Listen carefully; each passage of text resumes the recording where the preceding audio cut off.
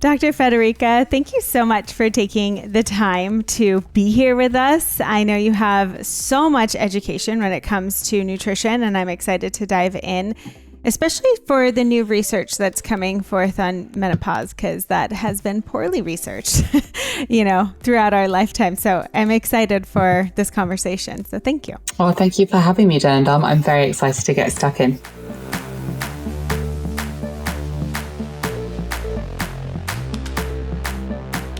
So I think the first thing we want to understand is where did your initial interest in this topic, in this field come from? Why were you so, passionate about getting your education in this field and then really starting to do the research? Yeah, so I guess my passion for it really came from when I was studying public health.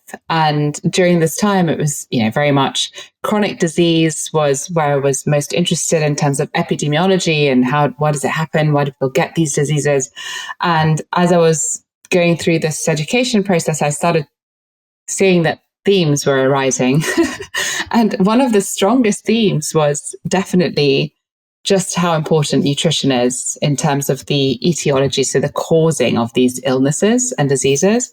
And, that year that when I was doing this master's degree, it was just one very long aha moment the whole way through where I was shocked really to realize just how much of this burden of disease globally is attributable to dietary choices, and so something that is really actually preventable, essentially. So that's how I started. That's where my interest was piqued. And what then happened is I did a PhD in clinical medicine. And it was during that PhD, I really started finessing my research skills and understanding data, and also some of the barriers to implementing some of the science and stuff. So it was during my PhD, I decided to actually specialize and train further into nutrition. And I started doing my own research and actually published my first paper looking at maternal dietary patterns and infant and maternal health outcomes. So actually, I was really interested in this. If we take prevention to its very core, the time window of life where there's a huge amount of groundwork is during pregnancy, because every single tissue, every single organ is created in the womb, the entire being is. So it's when I started looking at this particular phase of life that I realized just how much impact nutrition can have in terms of setting a sort of life and trajectory and course that can really support health, or can make health a bit trickier. Now, obviously, that's not to say that it's only about the first 1,000 days. So certainly this period of time between conception and second birthday is especially sensitive to nutrition and has this real opportunity to foster the best possible start. But there's so much we can do throughout our life course. There's so many other touch points. And so it was this combination for me of taking a life course approach to prevention and health optimization, and this understanding that nutrition is so critical for good health and to prevent disease, that in the end, my last degree was in nutrition specifically, so that I could really understand the specific scientific rigor that is applied to nutrition science, but also understand the tools that we have to unpick and unpack what people are eating, and other contextual issues like food preferences, food environment, the food supply chain, cost as a barrier to entry. So all together, my education was sort of not linear in a lot of ways. I'm not one of these people who went straight into nutrition as my first topic. I sort of got there on a path, but I think it was this way of getting to nutrition that in the end, basically all my knowledge from my previous degrees led me to believe that nutrition would be the best tool to deliver change for the majority of people. I mean, and I love that, hearing that journey of how you got there, because that shows the true passion of well, if this leads to this, then I need to go into this. And you just kind of see how you naturally evolved into what you're doing, which is really incredible. And I'd love to go a little bit more back into pregnancy, conception, and dive into this part of nutrition, since this is really where I'm at right now. Yeah. Well, because I mean, while we're recording this, you're pregnant, but this podcast won't come out until, our little new one will be a couple months old. But still a very crucial time. Very much still within the first 1,000-day window. That's right. You're still right. You'll be right in it. Yeah. Exactly. And I want to go even further back. Like fertility is something that I know a lot of people are struggling with, and it seems to be becoming a bigger deal. I could be wrong on that. So could you kind of talk through, maybe what is the best form of nutrition when you're trying to become pregnant and conceive, and why might there be a fertility issue so prevalent right now? Yeah, I mean, it's a really big question. It's a very important question. There is like a fertility crisis globally. So it's something that we're seeing across a lot of countries, a lot of populations. And it's multifactorial. So there are lots of different reasons that are contributing to it. One of them is the delayed age of first child. So a lot of couples are choosing to have children later. And that's like partly through choice, partly through the fact that it's incredibly hard to start a family in the current way that a lot of countries are set up, right? So like the governments aren't really that helpful in making parenthood easy or affordable. So it's like, I use the word choice a little bit loosely because for a lot of people, it doesn't feel like a choice. They feel like they can't. So that's a major factor. And I don't want to shy away from that. Biologically, our fertility starts to decline sort of in our mid-20s. And for men, it's late 20s to early 30s. So really, by the time we reach 35, men and women are past their peak by some years. And I think that's not spoken enough about. And of course, like fertility treatments and other interventions like artificial reproductive technologies have come such a long way. And it's really helping parents to become parents when they want to. But it doesn't like our biology has not caught up with our sort of change in approach to parenting. So that's a major factor. But aside from that, and that varies from person to person. So how fertile you are at different stages in your life is impacted by your age, but also by your genetics, by your lifestyle, by your nutritional status, by your stress. So actually, it's not as simple as this age is the same for everyone. There's definitely movement within those age brackets. But as a general rule, we know our average age of first child now is 30. Which only a decade ago, it was still in the 20s. So it's really changed quickly. So that's that. But then there's also like the way we live our lives and the way that we nourish ourselves and the way that we approach health generally. So it's no secret that the majority of UK and US adults are either overweight or obese at this point in time. And living with overweight or living with obesity like reduces your fertility.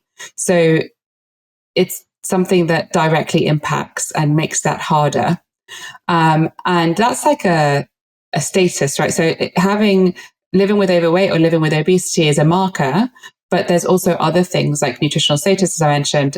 More than 40% of women are iron deficient in the UK and the US. That also impacts fertility. And stress is chronic stress. So I should really point this out. It's not just occasional stress or a normal level of stress that people have, but like chronic stress where you're constantly elevating yourself into a state where your body is really unable to sort of calm down, directly impacts hormone balance and disrupts the cycle, like women's cycle. So you'll see that women who are really highly stressed for long periods may well lose their periods altogether. So they may have no cycles. And it's a similar state for men where testosterone is hugely impacted by stress. So if you're highly stressed, your testosterone levels are quite likely to lower, and that will affect your sperm quality, and it will affect the ability of those sperm to effectively conceive. So it's both men and women. I think that's a really important message. Often the onus of fertility does fall on women. And that's because we do have more of a time on our available eggs, essentially. But it's really important to stress that like the part that men play in fertility is huge. And it truly is 50-50 when we think about the health of the pregnancy and the health of the baby. You can have an incredibly healthy egg, but if like the sperm is not really at its best, it's going to impact both the likelihood of conception, the pregnancy itself, and the health of the baby in different ways. So that's what I find really interesting here is that like healthy sperm from a father who has looked after himself, and I'm using like gender normative sort of terms here, but it doesn't really matter how you conceive. We're talking about the sperm and the egg making the baby. So however that comes in your life, but the father's health directly impacts risks that are more strongly linked with paternal health than maternal. So I'll give you an example. So we know that like men who have a higher BMI or who have obesity, their sperm quality is changed and reduced, and they are more likely to have children who suffer with schizoaffective disorders. So it's like quite a different effect. So for example, if the mother has a higher BMI and suffers or has obesity, she's more likely to have lower fertility, but is also more likely to have a child who has disrupted metabolic health. So the effects are different on different parts of health, right? So it's really important to know that, because but everyone has to play part. Everyone has to like take responsibility and make the most of the opportunity, and not just, when I work with couples one-on-one, if the mother comes to me, I go, okay, who's the partner? If it's a sperm donor, actually some of the work's been done for you from the screening process. But if there is a father involved, like, where is he? He needs to be right here with you, because otherwise it's not going to work, right?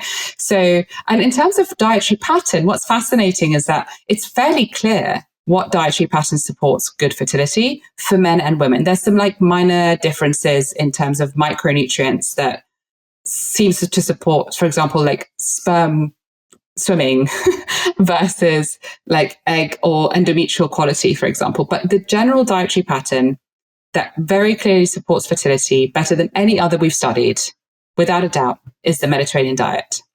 And when we think about the Mediterranean diet, we look at the pyramid and we see leafy green veg, loads of plants, avocados, mushrooms, tomatoes, zucchini, like name it, it's in there, all of the plants.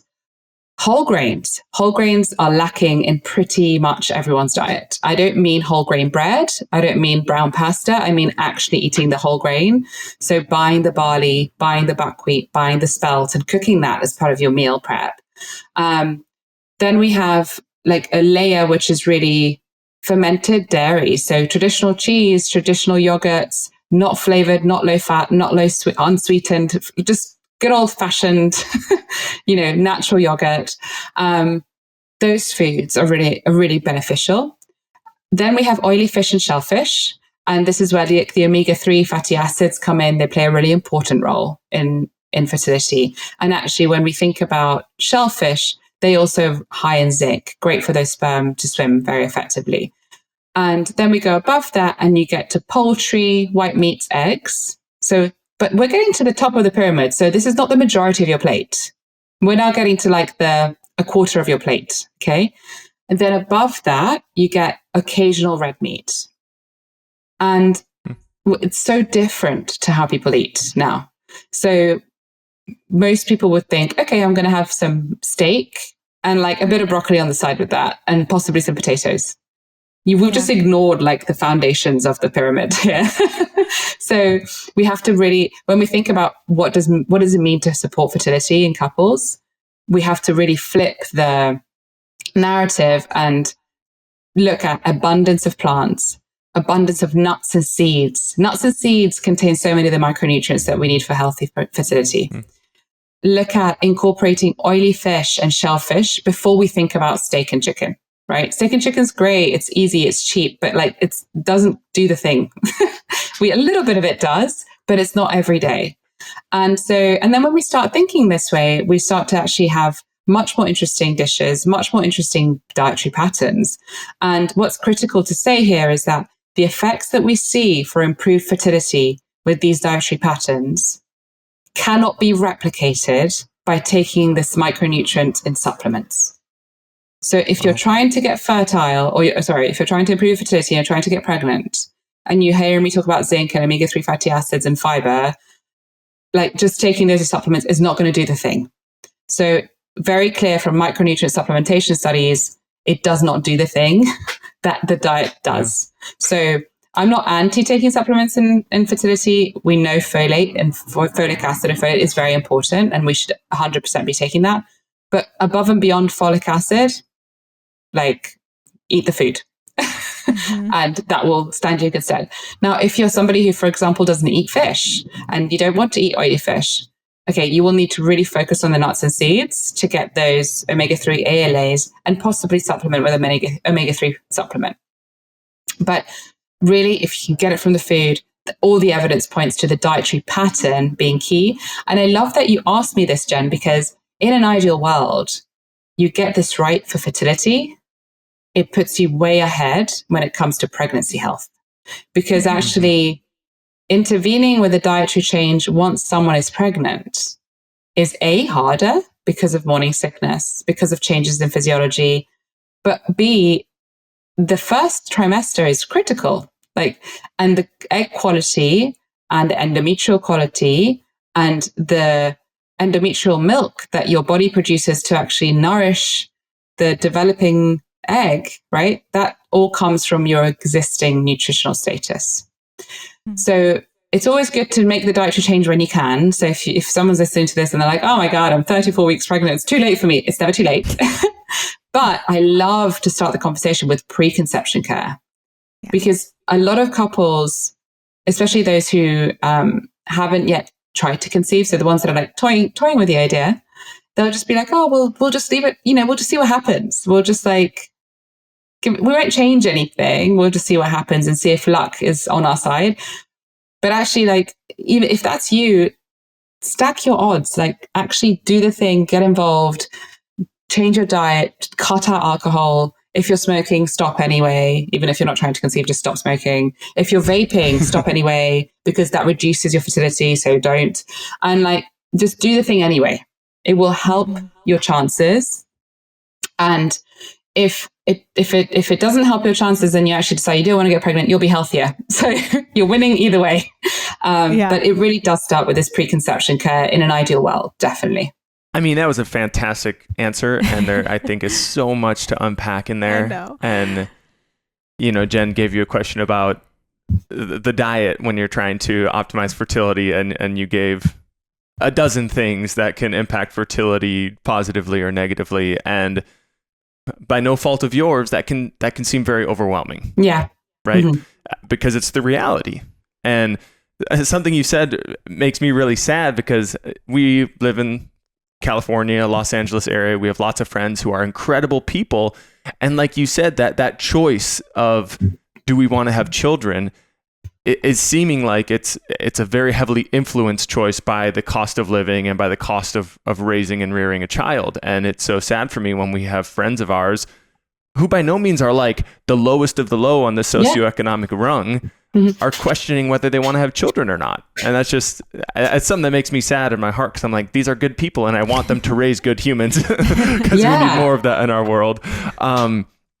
But that, I think, is the point right there, the socioeconomic barriers. And you said the barriers to making some of these changes can be really overwhelming for people, especially when we're talking about trying to get the whole food version of a lot of these nutrients. And so what would your consultation or your suggestions be for people who hear you say this and say, for us, it's a financial barrier? How can we still make some of this stuff happen if the financial concern is the biggest one for us?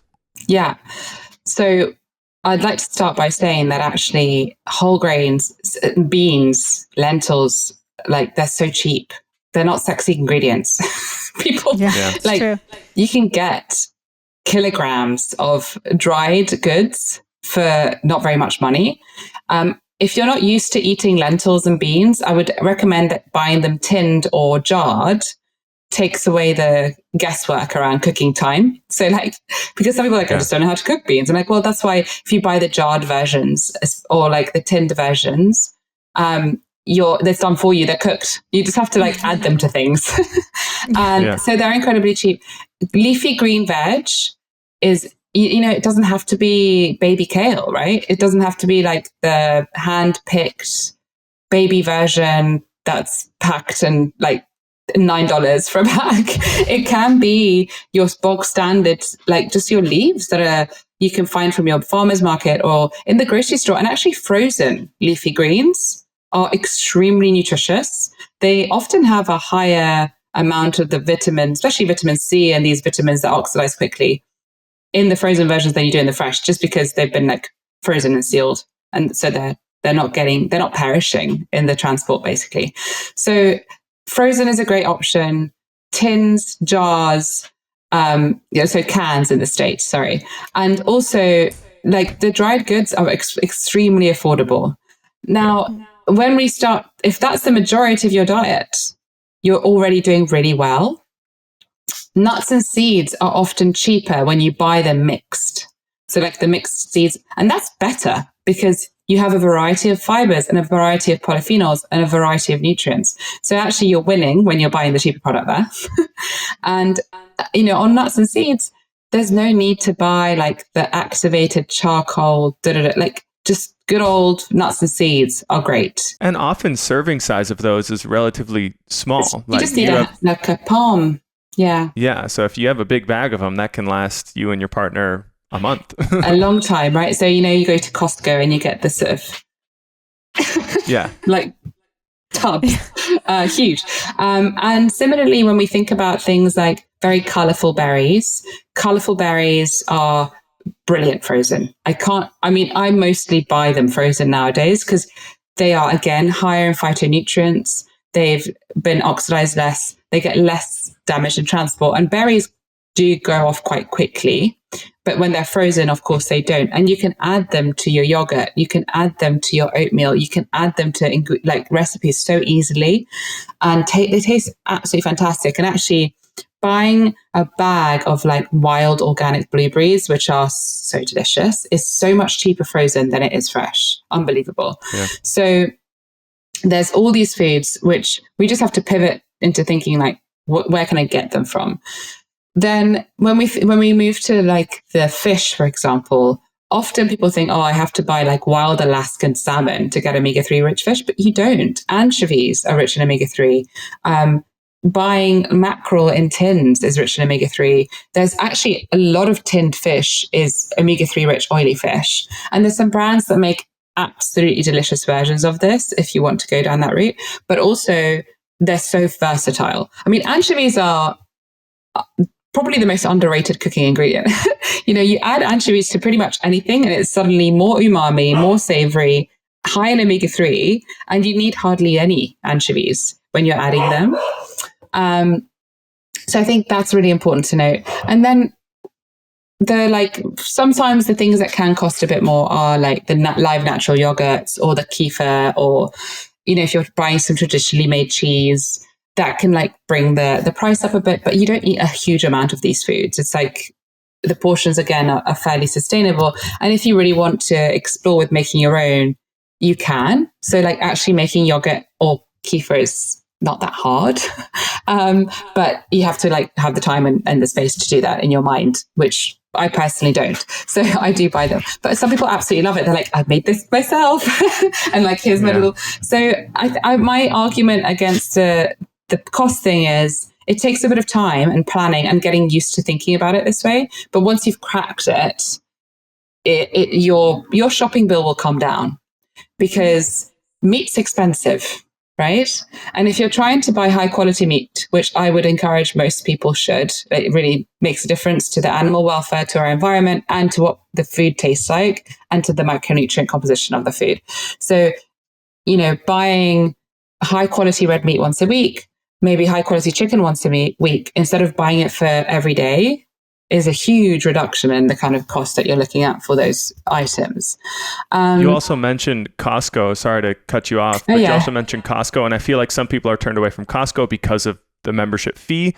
Yeah. But if you go once and get the high quality meat and protein options that Costco have, you will save your membership fee in just that. If you get a big pack of the ground beefs that they have, you know, a big pack of the chickens that they have. Frozen prawns. And freeze it. Yeah. And frozen, you know, prawns and some of the seafood options that they have. Shrimp for people in America. We're talking. Oh yeah, shrimp. Sorry, I've got to keep remembering. And also, can I just say, this podcast is not sponsored by Costco.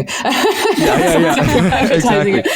But I was shocked at some of the things at Costco, like a big jug of ghee that I was able to get that you would get a tiny little pint of it at you know, the regular grocery store for the same price. And so it's amazing because it's the same with, so extra virgin olive oil is one of those ingredients which is like really fundamental to the Mediterranean diet, but the costs have gone wild. Like, and I love the stuff. But it's interesting. I was talking to somebody the other day and they said, you know, the cost of extra virgin olive oil, some of the brands have matched like the cost of a bottle of wine.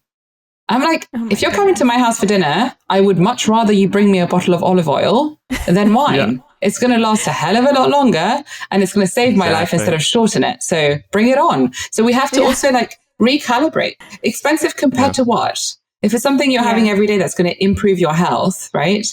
Should we spend that money here? And then maybe you buy like one less bottle of wine, which your body will thank you for, by the way. Like, let's just look at what's worth spending money on. And also Costco, you can buy really big extra virgin olive oils. And, you know, if you store them properly, keep them away from heat, in the dark, so like in a cupboard, never next to the hob, then it can stay like unperished for a good time. You break it down so well in a way that people hopefully can start to see, okay, this is how I can start to add it into my life. And this is where I can at least start. And there's so much to get into with you. But I know at the beginning too, you mentioned how we see lower iron levels. Yes. So without, you know, getting the red meat all the time, what do you recommend in order to help improve those iron levels? Yeah, so it's a really good question. And we have to remember that iron is available in a lot of plants. And it's more highly, so it's like easy to absorb when it comes in heme iron, so from animal sources. But it's not just red meat. If you're eating your oily fish, you're eating your prawns and your shellfish, they have lots of heme iron.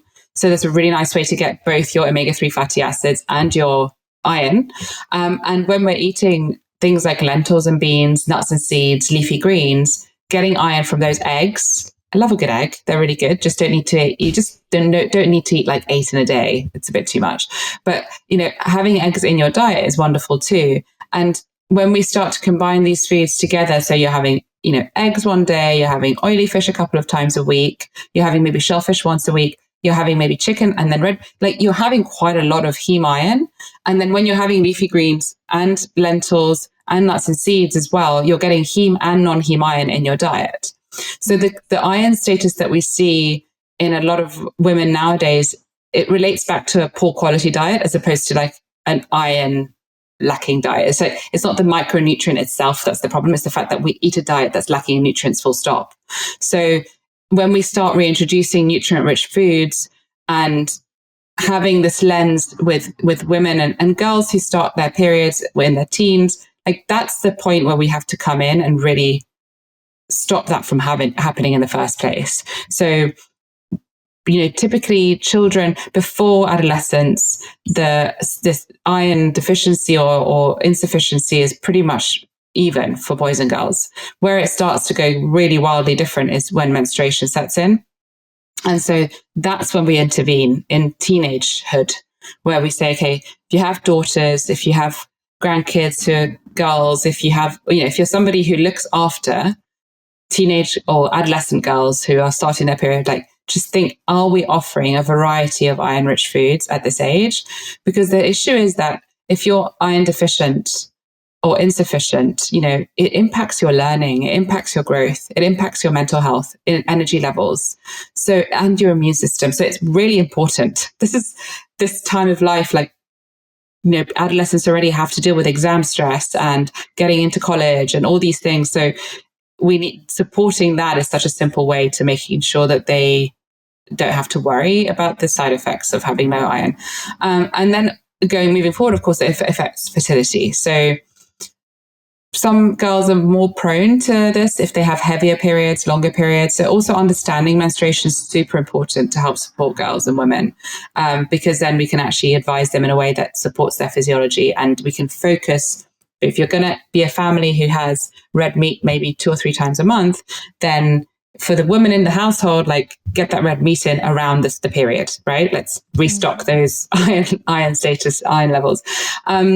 So it's not an issue if you have this varied diet. It is an issue if you don't eat enough food, or you have a diet that's lacking in diversity. And I think you bring up, you talked about preconception dietary changes and stuff.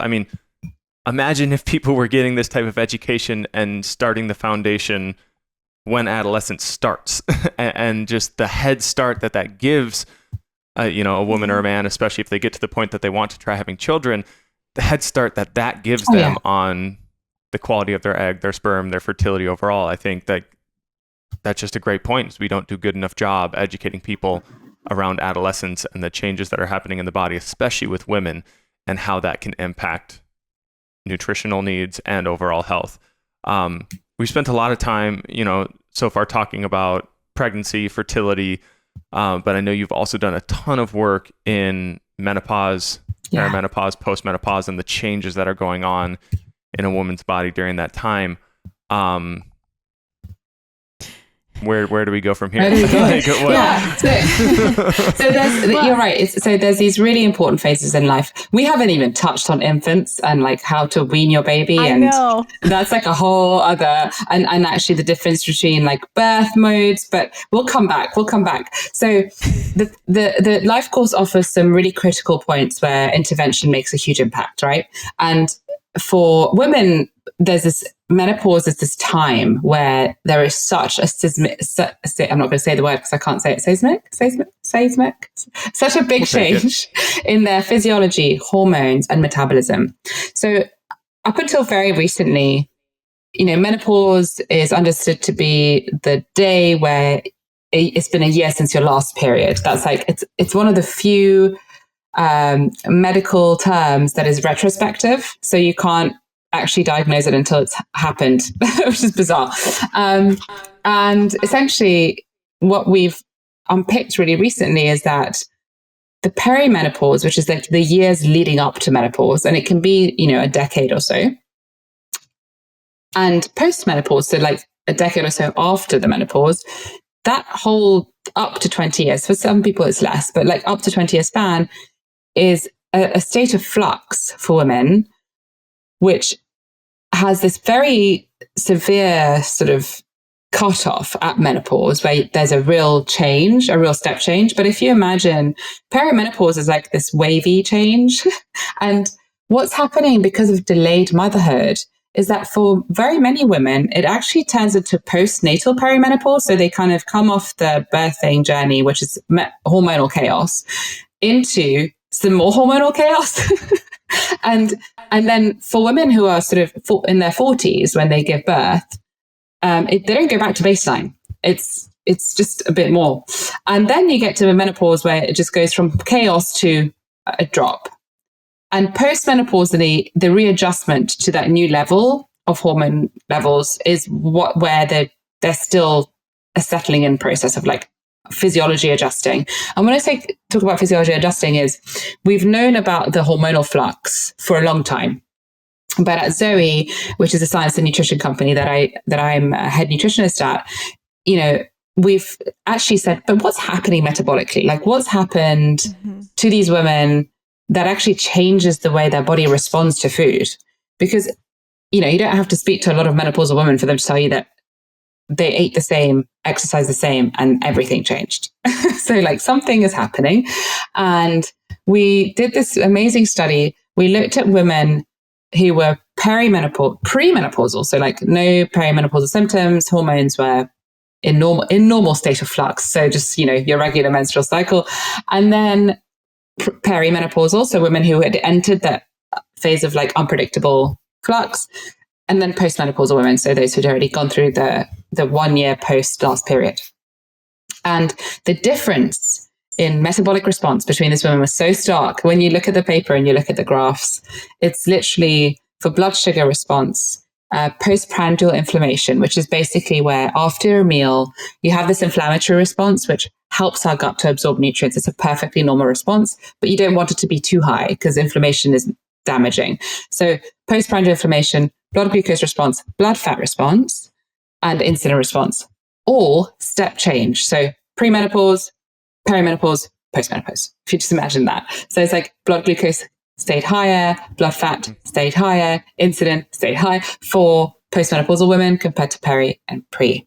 And we also looked at the gut microbiome because we know from our research in Predict 1 and in our randomized controlled trial method that actually microbiome composition impacts metabolic health. And so we were wondering, like, maybe something happened in their microbiome as well. And it's completely different. So if you're premenopausal, perimenopausal, your gut microbiome signatures in women are quite similar. There's this group of microbes and the gut microbiome, for anyone who hasn't heard the term, is this collection of trillions of microbes that live in your gut, in your large intestine. And in women, they're quite similar. So like you can tell, female gut microbiome signature because of these microbes that love estrogen. They are sensitive to estrogen. They create an enzyme that then helps to cleave estrogen from receptors in your body and return into circulation. So they actually are involved in maintaining estrogen balance in our bodies. And when estrogen starts to fall and decline, they have nothing to respond to. So they die. And so then this group of microbes called the estrobolome essentially leaves a gap in the ecosystem of our gut. So you see this massive change in the gut microbiome. And according to our analysis, and we're actually doing some more analysis on this right now, which is super exciting. Some of the changes in metabolic response are actually mediated by the gut microbiome changes. So it's this real change in the way our bodies are working, our gut microbiome composition, our hormones, and critically, our symptoms. So women know that they're going through the menopause or perimenopause because they get these symptoms. And now what's the most recent study we did, led by Professor Sarah Berry, who's an absolute legend, one of the best nutrition scientists in the world. We took 70,000 women. So this is the biggest menopause study to date. Wow. And we asked them about their symptoms. And what was really clear from when we asked them about them, we created a tool to actually help women track their symptoms. Because, it's really hard to know whether something's changing if you can't track it. And so we've created something called the Menoscale. And this is a free to access tool for anyone who wants to use it. You can find it at zoe.com/Menoscale. And it will give you a score, which is compared to women your age. So you can see where you sit in terms of where you're supposed to kind of be on that reproductive timeline. And the Menoscale scores really gives women agency to understand whether their symptoms are getting worse or better, whether that new diet that they've started is helping or not, whether their sleep is having an impact or not.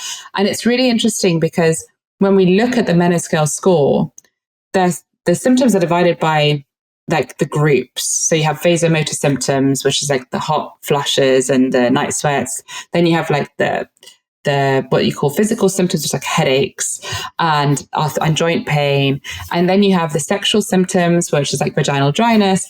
And then you have the psychological symptoms, anxiety, rage. And when we talk about menopause, often it's like, oh yeah, hot flashes. Yeah. That's it. Okay. Those are not the things that women are complaining about. They're honestly, like, in terms of the way they report impact on daily life, not that bad. The psychological symptoms are the ones that drive women out of work, that drive women into questioning their relationships. And the psychological symptoms are the ones that in our study, we saw the biggest improvements on when you improved your diet.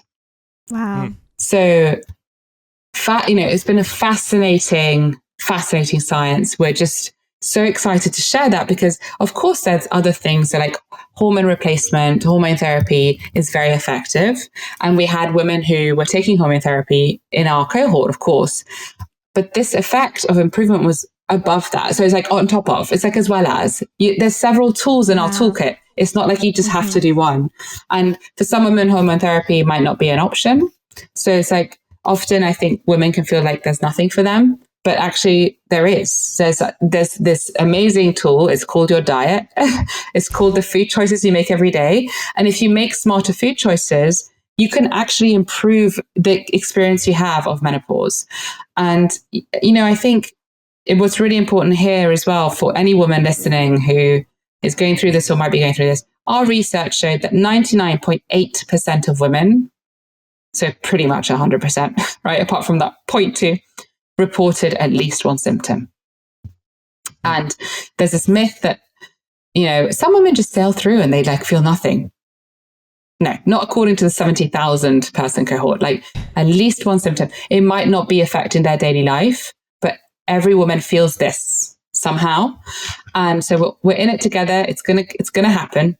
And we're just really trying to do this really good science to help empower women with tools that they can effectively use to really improve their health and improve their well-being and help them feel better, basically. That is huge. I mean, the amount of people that you got to be able to study in order to see the impact and be able to say, this really does make a difference. And I think, and I love Stacey Sims as well. And she includes exercise in this and how exercise can impact some of the things and symptoms that we're feeling as well. So letting people know there's more tools. There's more tools than just hormone replacement therapy, which could be great for some people. Yeah. But if you add in the nutrition, if you add in the exercise and you add in the lifestyle changes, how much of an impact that can have positively is really, really incredible.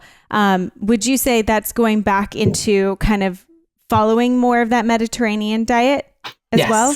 So it is I sound like a broken record sometimes because, but it can't be said enough. The Mediterranean dietary pattern is the most well-studied, well-understood dietary pattern in the world.